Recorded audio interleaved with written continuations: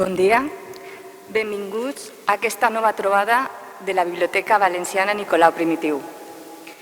Volem agrair-vos la vostra presència en aquestes situacions tan complicades, especialment als professors que gràcies al vostre esforç i interès feu possible que continuen celebrant-se aquestes trobades. Diumenge passat, 21 de març, celebraven el Dia de la Poesia. Continuem en la celebració i avui estem molt orgullosos de comptar amb la presència d'Àngels Gregori, una de les millors poetes del moment. També volem aprofitar aquesta ocasió per a felicitar-te, Àngels, per el teu recent nomenament com a membre de l'Acadèmia Valenciana de la Llengua. I cal recordar que l'Acadèmia és també una entitat col·laboradora en la Biblioteca Valenciana per l'organització d'aquestes trobades. Àngels, avui han vingut a conèixer-te els alumnes de l'Institut Balears de València i els alumnes de la Universitat Popular Pobles del Nord de València també. De seguida passarem a escoltar a Àngels, però abans el professor Ricard Reig de l'Institut Balears ens farà la presentació de la nostra convidada d'avui. Bon dia. Presentar a Maria Àngels Gregori per a mi és algo personal. Són molts records que tinc, fa molt de temps. La connecte la seva obra des de fa molt de temps. Bé, això per un costat. I per l'altre, i els alumnes ara ho recordaran, llegir a Maria Àngels és llegir a Estellés, a Ausiàs Marc, és viatjar a Nova York, és recordar Nabokov, és tantes coses que te fan sentir molt especial. Oliva i Nova York. Què té en comú? Moltes coses. No només això, poetessa, traductora, màsters en coses, activista, poefesta, jo què sé. Són tantes coses que el millor que podeu fer és celebrar la poesia i llegir-la. Els meus alumnes l'han llegit i han disfrutat molt i no han parat de fer-me preguntes al respecte. I això com pot ser que entre un carrer de Nova York i un carrer d'Oliva, i com pot ser que la malenconia quan estàs en Barcelona la sentes d'Oliva, totes aquestes coses. Bé, simplement els premis que té i els poemaris que té ho podeu trobar en internet. Val la pena veure entre la gent jove quin efecte ha fet llegir la poesia de Maria Àngels Gregori. Gràcies. Moltes gràcies, Ricard.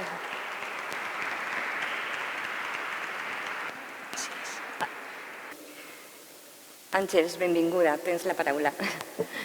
Moltes gràcies, bon dia i moltes gràcies per haver vingut i sobretot per haver vingut en unes circumstàncies com aquestes.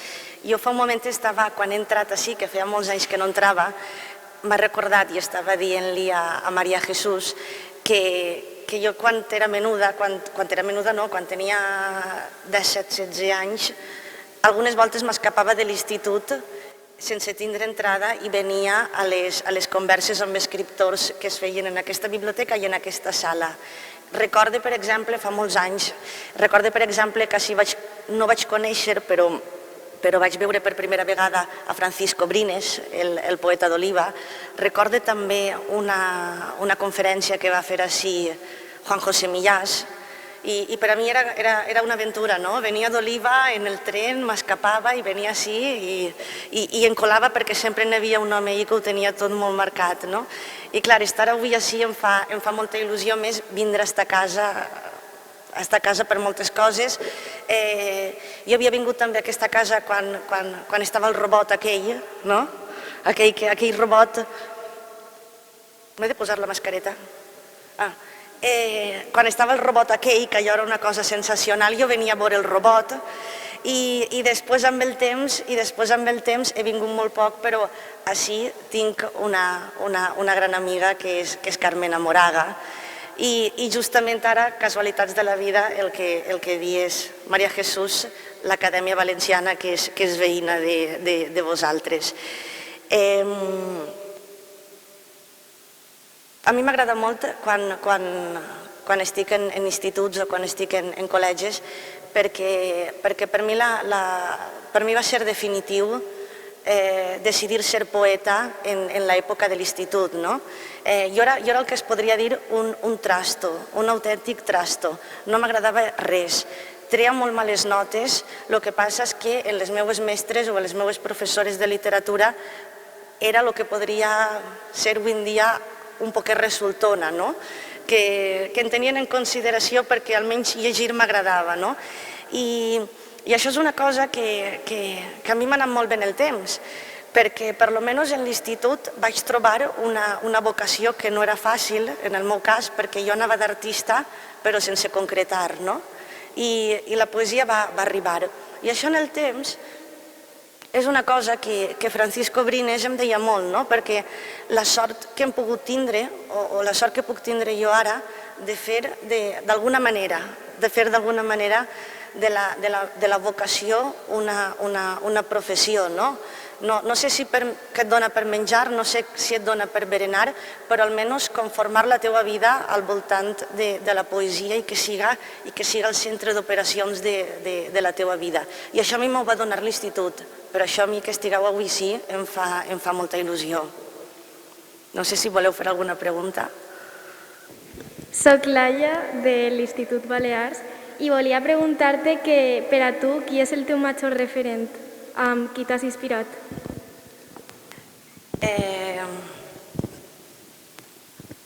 El major referent...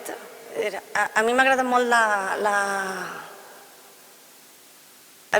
la literatura nord-americana. A mi m'agraden molt les poetes nord-americanes. Jo crec que damunt de tot posaria una poeta que es diu Elizabeth Bishop, que és la poeta que més he llegit al llarg de la meva vida. I després, jo me'n recordo que en l'institut, quan anava a l'institut, vaig començar a llegir els poetes que ara continuen sent les meves lectures constants. A mi més que llegir m'agrada rellegir, i sempre torne als mateixos poetes. Poetes catalans, poetes castellans, m'agrada molt Luis García Montero. A València tenim grans poetes, tenim a Marc Granell, tenim a Josep Piera, tenim a Francisco Brines, que crec que és la tercera volta que l'anomene, tenim a Vicente Gallego, segur que molts d'ells vos sonen, almenys Marc Granell segur que l'heu llegit. I després els meus referents també és molt la música. És molt la música. A vegades ens veuen els poetes i es pensen que estem tot el dia escoltant Schubert. A mi m'agrada molt Alejandro Sanz i Vanessa Martín. I d'alguna manera un poema és com una cançó, que un poema, una cançó, no sé què escolteu avui en dia o no sé quins són els vostres referents. També m'agradaria saber quins són els vostres referents, però jo quan escolto una cançó d'Alejandro Sanz o de Vanessa Martín és com llegir un poema de Fernando Delgado, que en 3 minuts poden resumir una vida. I a mi el que m'agrada de la poesia és això, la intensitat. La intensitat i que, per exemple, un novel·lista, una novel·lista, Carmen, has de ser molt constant, perquè has de ser molt treballadora, has de ser molt constant, perquè si estàs escrivint una novel·la, la deixes i tornes al cap de 3 mesos, on estan els personatges? Van desapareixent per ahir. En canvi, jo que sóc un poquet vaga, prou vaga, la poesia, jo escric un vers i puc no escriure durant 3 o 4 mesos i no passa res. No es mou ningú, no se'n va ningú, no desapareix ningú personatge. I això m'agrada molt de la poesia. Quan anava a l'institut, jo estava desesperada per escriure, escrivia tots els dies, escrivia mentre el professor d'història feia classes d'història. Era una cosa, sempre m'assentava a l'última fila i em posava els Wallmans i em posava a escriure. I quan tenia la vostra edat pensava que si estava 2 setmanes sense escriure ja deixava de ser poeta. Sí, ho pensava. Encara que fos ruïnet, jo hi escrivint-ho, no? I ara que ha passat el temps, és el contrari. Ara, aquella urgència que tenia en l'adolescència, ara s'ha convertit en una calma que quan em pregunten i no escrius, i no publiques res, jo dic, ara tinc igual, no? Jo ja soc poeta i crec que la calma també és... Jo el que més noto de fer-me major és que jo no tinc pressa, sinó que dono molta importància a la calma i al temps.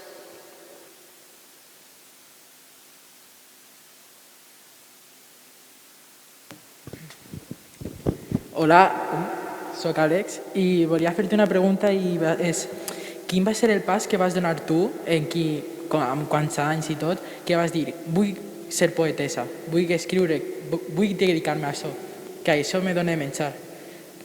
Gràcies. Va ser en l'institut.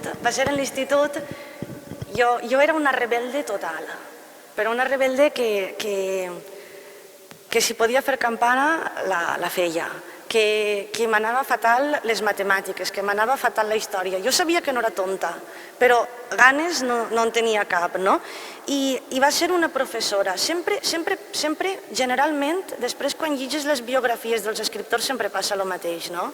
Sempre és algun mestre, alguna mestra, perquè potser a vosaltres també us ha passat moltes vegades, alguna vegada, moltes no, pot passar-te una vegada, però un professor, una professora, en tindreu al llarg de la vida 100 o 200 que passaran per la vostra vida com passa un camió, no?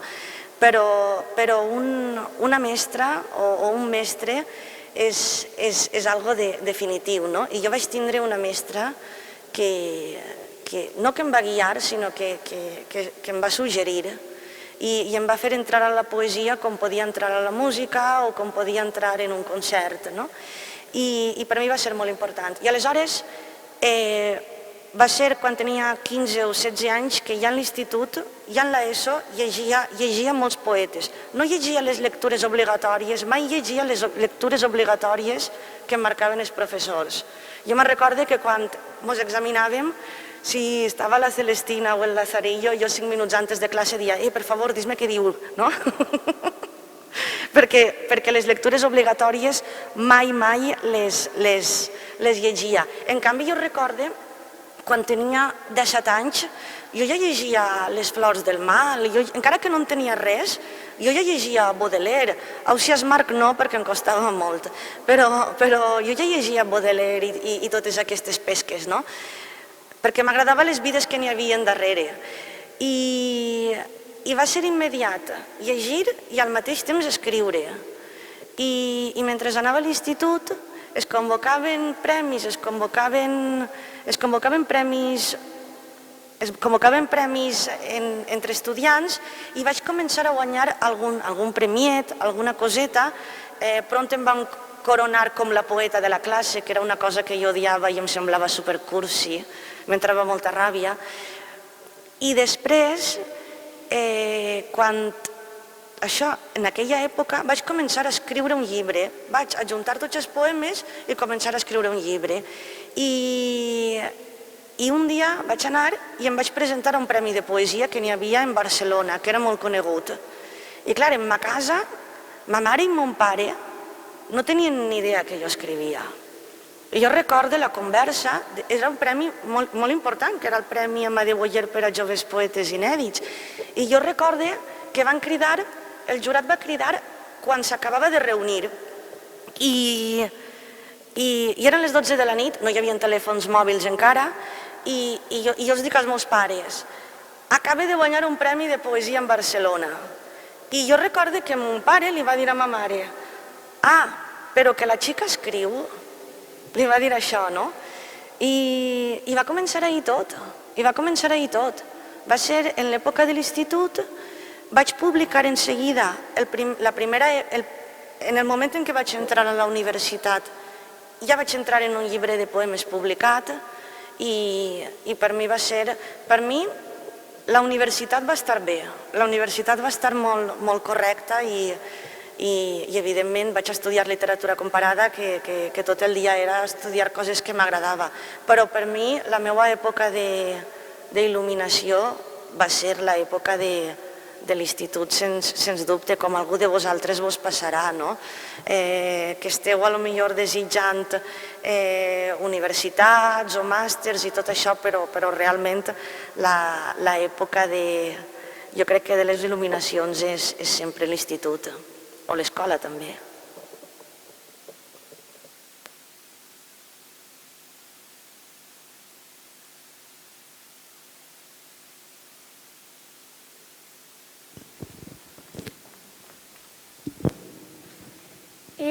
Hola, soc Triana i soc del Balears i hem estat llegint els teus poemes i volíem preguntar-te el perquè de la teva admiració per Nova York, per què te va agradar tant i també si hi ha hagut altre lloc que t'hagi impactat tant com Nova York.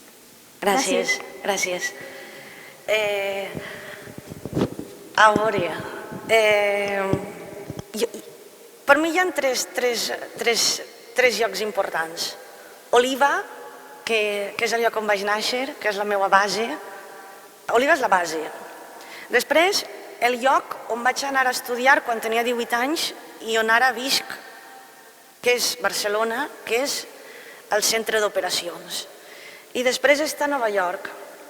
Nova York, que per mi és...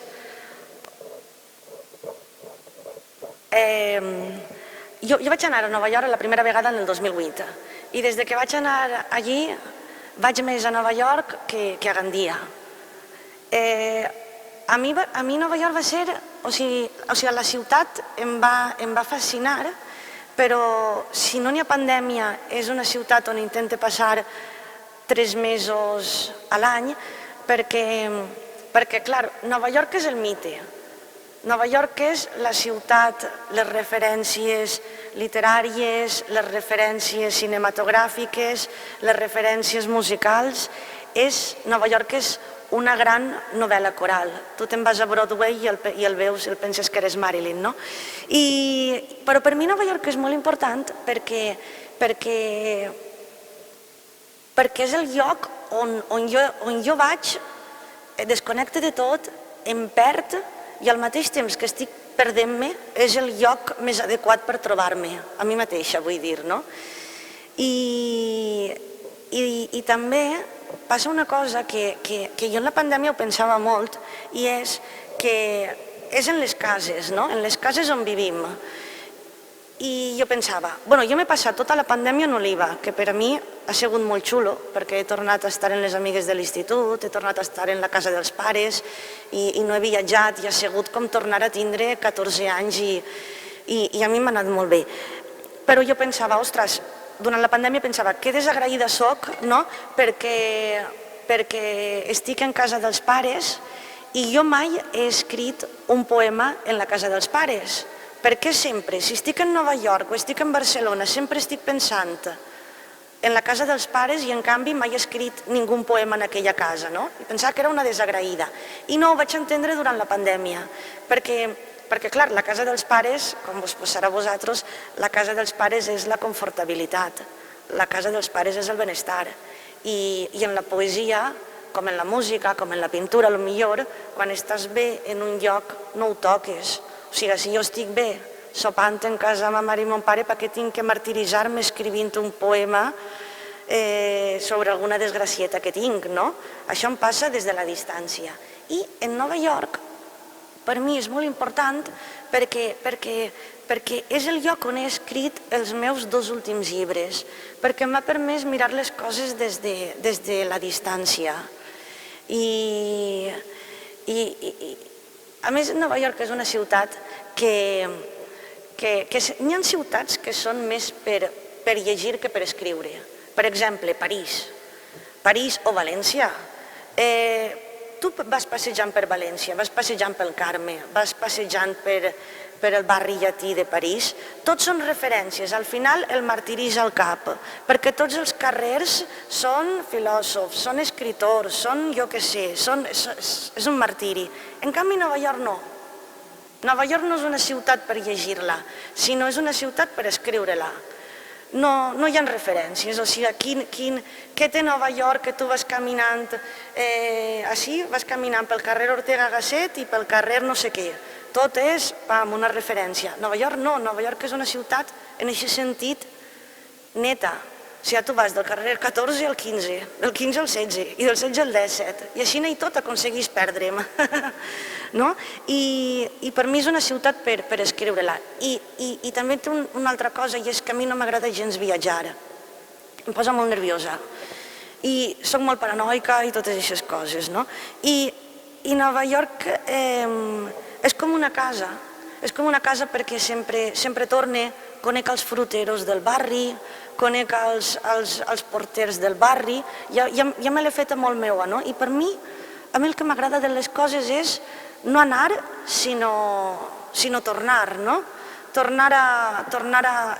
Si per casualitat vinc a València un dia, sempre intento estar en el mateix hostal, del mateix carrer, baixar al mateix bar, i aquella ciutat és això, no? D'alguna manera, tornar a un lloc és rellegir.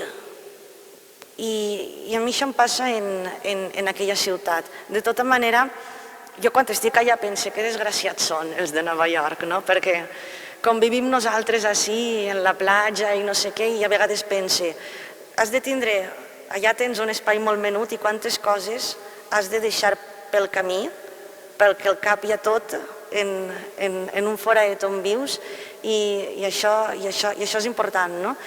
I no sé per què ho dia, però jo he escrit molts poemes des de l'any 2008 fins ara, molts poemes allí. Però sobretot a mi m'agrada Nova York, igual que m'agrada Barcelona, perquè sempre puc tornar.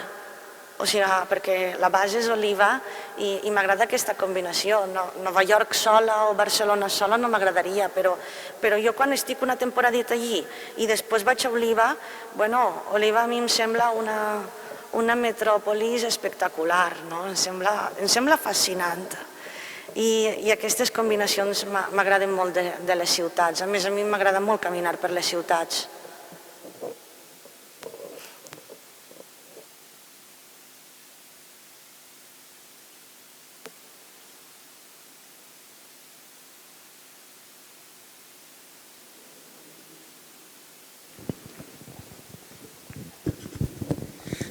Bon dia, soc Ivan i volia preguntar-te quin és el teu procés creatiu a l'hora que escrius, perquè abans havies dit que podies estar perfectament 3 mesos sense escriure i després començar, i què és allò que t'inspira, allò que diu, vull escriure sobre això.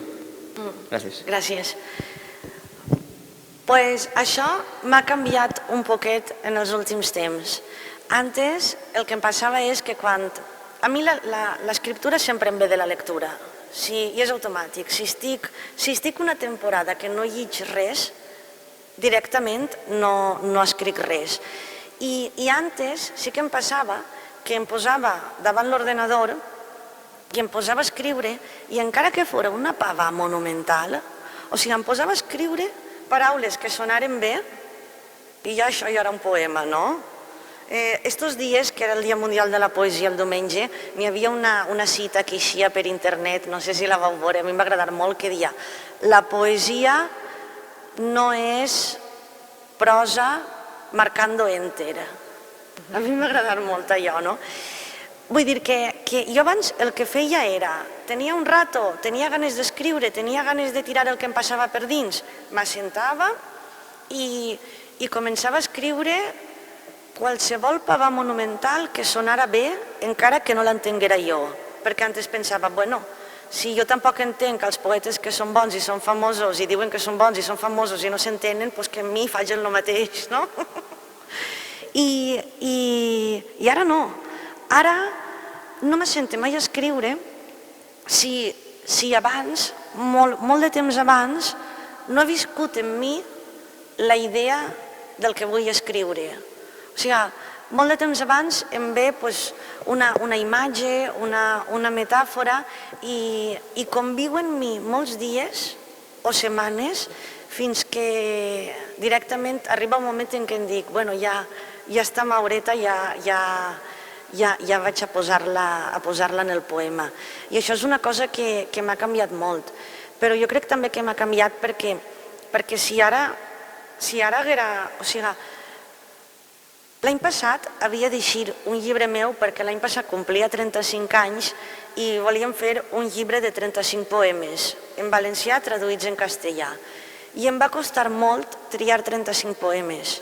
Tinc 5 llibres publicats, o sigui que en dec de tindre publicats 120 poemes segur. Doncs em va costar molt triar 35 poemes, perquè dels 3 primers llibres meus jo crec que salvaria 1 o 2 poemes. És veritat, em feia vergonya. Clar, després tot s'ha de mesurar perquè són llibres escrits en 18 anys, no sé què, però bueno, Claudio Rodríguez també va fer un llibre en 17 anys, és espectacular, no? Però si jo penso, si en 35 anys ja m'arrepentisc de coses que he escrit en 18, què passarà quan en tinga 60, no? I per això ara intento pensar molt el que escric, perquè un poema que no diu res, un poema que tu el llitges i el quedes indiferent, té exactament la mateixa funció que un poema ruïna. Té exactament la mateixa funció. O sigui, omplir per omplir pàgines, això és pitjor que un mal llibre. I ara, en canvi, no dic que siguin bons ni molt menys, però almenys són importants per mi el que vull dir. O sigui, no és escriure per escriure, sinó que n'hi ha una idea i n'hi ha una reflexió darrere.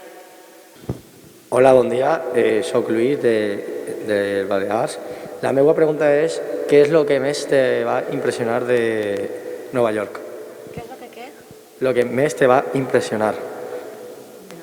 De Nova York.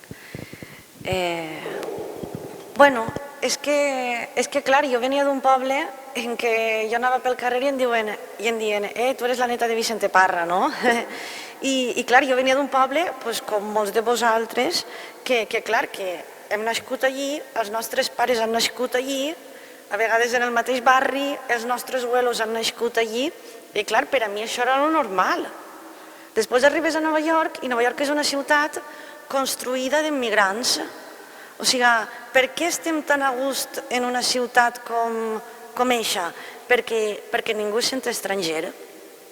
O sigui, jo estic allí i no em sent que estrangera. Ostres, en París, segons com, els francesos, tela, I allà no, allà aquesta sensació d'estar a casa, i això té que veure en que allà és una ciutat formada per gent estrangera, per gent que ha emigrat, per gent que s'ha exiliat, i aquesta confortabilitat, jo odio anar a un puesto i sentir-me que no soc d'allí. Nosaltres això no ho fem en els que venen, en els pobles, i a mi m'agrada molt aquesta ciutat per això. I després, per què m'agrada? Perquè el que deia abans, perquè és com... Nova York és com una gran novel·la en contínua construcció, no? Jo alce... És que és la ciència-ficció.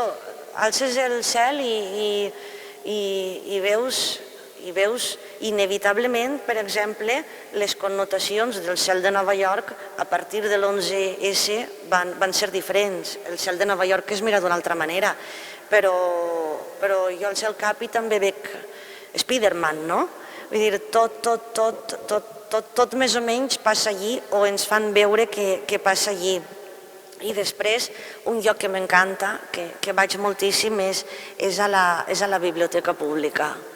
A la biblioteca pública, allò és un museu espectacular i van molts guiris, van molts turistes, però he descobert una sala que es diu la Sala Princesa, que és la sala dels mapes, que és una sala menudeta, que total té 6 taules, però que no van guiris, no van turistes. i estic allà, puc estar tot el matí. Per mi el millor lloc de Nova York són dos. Una és la biblioteca pública i després és el Central Park. O sigui que enmig del lloc on el metre quadrat més car del món es planti un parc i no es planten edificis d'especuladors, a mi això em sembla sensacional, no? I d'alguna manera l'organització d'una ciutat té a veure amb la felicitat dels seus ciutadans, no? I jo a Nova York, quan veig que la gent està desvanida de viure a Nova York, està feliç. Jo vaig per allí i em va costar donar-me compte, no? Però quan jo vaig soles per allí vaig xiulant pel carrer, que és una cosa que jo no havia fet mai en ningú puesto, no? I bueno, per un munt de coses m'agrada la ciutat, però sobretot aquests dos. Primer la biblioteca, que la biblioteca és un museu, que té 3 milions de llibres, té la biblioteca de Nova York.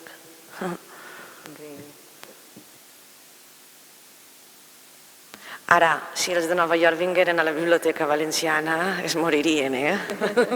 Si vegueren aquest edifici, es moririen, eh? Bé, doncs, Àngels, jo parles de Nova York i parles d'Oliva, i sí que voldria preguntar-te, com ens queden uns minuts, la teua activitat del Festival de Poesia d'Oliva, que és un referent per als nostres poetes, no? Sí. I clar, dius Nova York, Barcelona, però Oliva. I precisament ahir és on tu vares organitzar una activitat que va tindre molta repercussió. Podries parlar-nos un poc? Sí,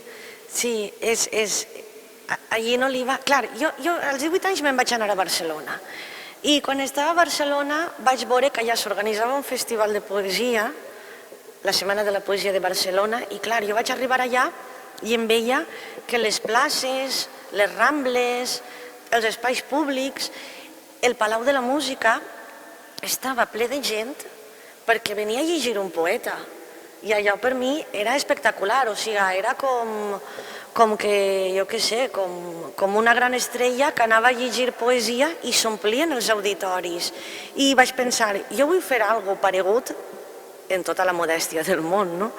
Jo vull fer paregut alguna cosa en el meu poble, perquè escriure, perquè llegir poemes és una cosa molt solitària, però el que volia era que es convertira en un espectacle, no? I això en el temps ho hem aconseguit. O sigui, en la Poefesta, que és el festival de poesia, a mi no m'agrada, o sigui, jo mai l'he concebuda com un recital d'espectadors experts en poesia que venen a escoltar un poeta com si vingueren a fer un examen, no?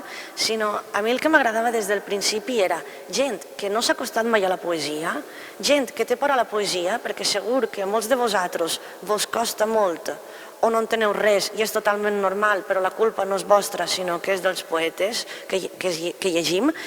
Però a mi m'agradava que la gent s'acostara a la poesia com ens acostem a una pel·lícula que ens agrada, que ens suggereixca, no? I això en Oliva ho hem aconseguit perquè tu ara vas al festival i la gent acudix, n'hi ha unes cues immenses que van des del carrer Major a la carretera i clar, és com si anaren a un concert de Lady Gaga i dius, ostres, com per veure a Marc Granell o a Teresa Pasqual com estan entrant i això és espectacular, no?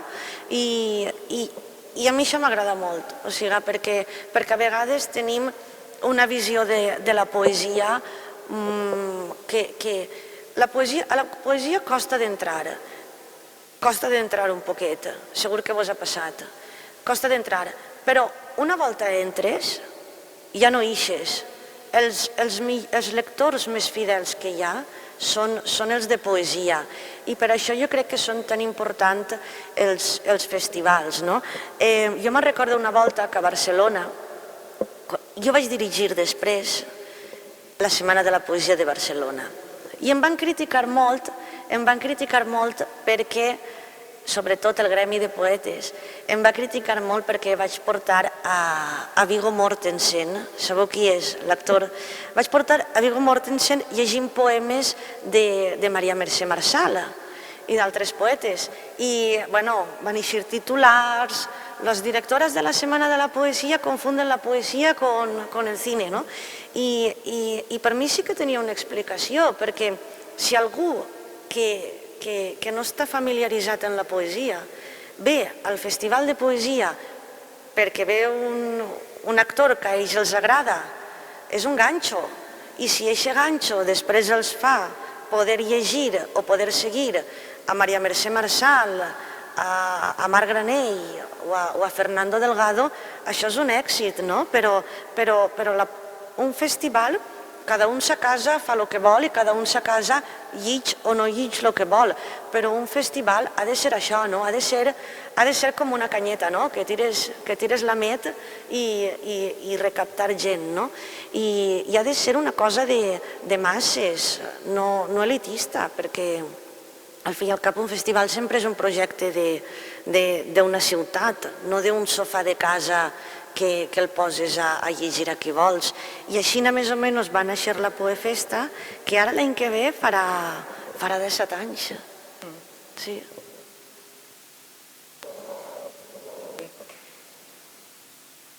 Teniu alguna pregunta per a finalitzar? Bé, si no és així, ha arribat el moment de despedir-nos i d'agrair a Àngels la seva presència i les seues paraules, que ha sigut un luxe sentir-te. I a vosaltres, als alumnes i als professors, moltes gràcies per haver vingut, per haver participat en les vostres preguntes, i esteu sempre convidats a les activitats de la Biblioteca Valenciana Nicolau Primitiu. Moltes gràcies.